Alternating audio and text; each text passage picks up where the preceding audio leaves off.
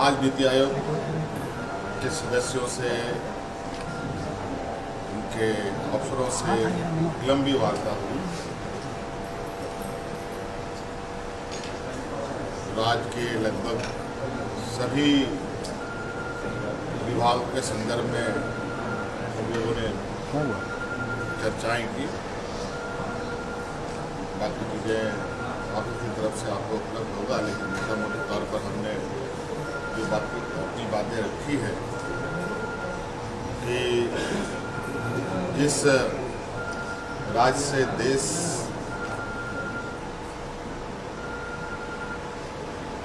चलता है, जिस राज्य से भारत सरकार को सबसे अधिक आमदनी होती है,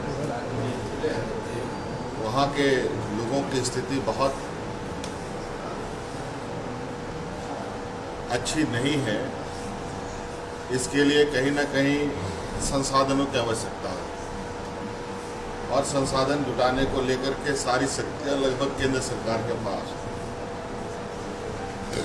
हमने जो अधिकार है वो कैसे मिलेगा नहीं मिलेगा अब तो केंद्र सरकार ही तय करता है, लेकिन फिर भी हम अपने हक की बात जरूर उनके समक्ष रखें।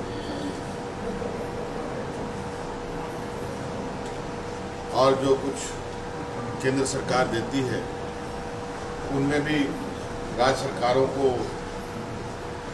विश्वास में ना लेकर के कार्य होता है तो इसका क्या बुरा परिणाम निकलता है। जैसे कोयला कंपनी के द्वारा हमारा लाखों करोड़ों रुपए का बकाया वो हमें नहीं मिलता है। केंद्र सरकार, देश के प्रधानमंत्री जी बोलते हैं सभी को हम आवाज़ देंगे, लेकिन अभी भी हमारे 8.5 लाख लोगों का जिनका सर्वे करके रिपोर्ट दिया हुआ है वो भी आवंटन नहीं हो रहा। उसके हिस्से का जो हमें वित्त सहायता चाहिए वो नहीं प्राप्त हो रहा है, जिससे हम राज्य के गरीबों का आवास आवंटन नहीं कर पा रहे, आवास उपलब्ध नहीं करा पा रहे। इसके अलावा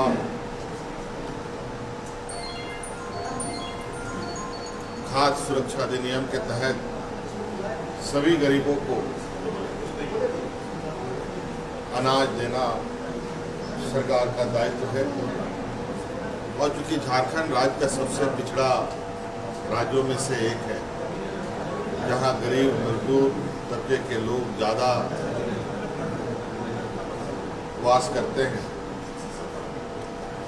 राज्य सरकार ने अतिरिक्त 20 लाख राशन कार्ड, हरा राशन कार्ड बनाकर जो बचे हुए गरीब हैं उनको अनाज देने का जो योजना बनाया है, और उस योजना के तहत जो FCI से हम अनाज लेना चाहते हैं, लेकिन FCI राज्य सरकारों को अनाज नहीं दे रही, हमें भी नहीं मिल रहा है। अब नतीजा हो रहा है कि हमको खुले बाजार में महंगे दारों पर अनाज खरीद कर गरीबों को देना पड़ता है। हमारे साथ भी ये घटना घटी है और हमें जानकारी मिली है कई और राज्यों में भी FCI अनाज नहीं दे रही। ये काफ़ी चिंता का विषय है। उसके साथ साथ जिस तरीके से केंद्र सरकार जिलों में अस्पताल खोलने का निर्णय लेती है और अस्पताल आधो अधूरे बनकर प्रधानमंत्री से उद्घाटन करा लिया जाता है, उस समय तो कोई सवाल नहीं होता,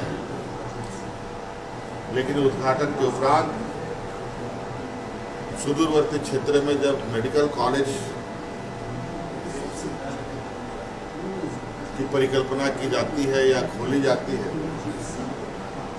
जितना आसान बिल्डिंग बनाना है, ठेका टेंडर देना आसान है, लेकिन उसका संचालन उतना ही कठिन होता है। इसीलिए हमने आग्रह किया है कि केंद्र सरकार राज्य में स्वास्थ्य सुविधा मजबूत हो, इसके लिए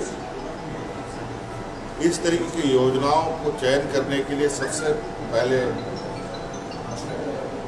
या राज्य सरकार को इसकी स्वायत्तता दी जाए कि ये अस्पताल कहाँ खुले, कहाँ चलेगा। नहीं तो इन ग्रामीण क्षेत्रों में कोई भी फैकल्टीज जाने को तैयार नहीं है। उदाहरण के तौर पर आपने खुद ही देखा है, 10 साल से अधिक हो चले हैं, राज्य को एम्स जैसा मेडिकल कॉलेज स्वीकृत हुआ है और आज वो एम्स ओपीडी से ऊपर आगे नहीं चल पाया। तो कमोवेश यही स्थिति इन मेडिकल कॉलेजों की भी होगी। तो ये सारे कुछ महत्वपूर्ण बातें हमने बताई हैं, बाकी चीज़ें आपको पीआरडी से या विधिवत रूप से उपलब्ध है। साहब बहुत सारी चीज़ें हैं, गंगा रिवर बेसिन से संबंधित बातें भी हैं, फॉरेस्ट राइट एक्ट को भी लेकर बात है, हमारे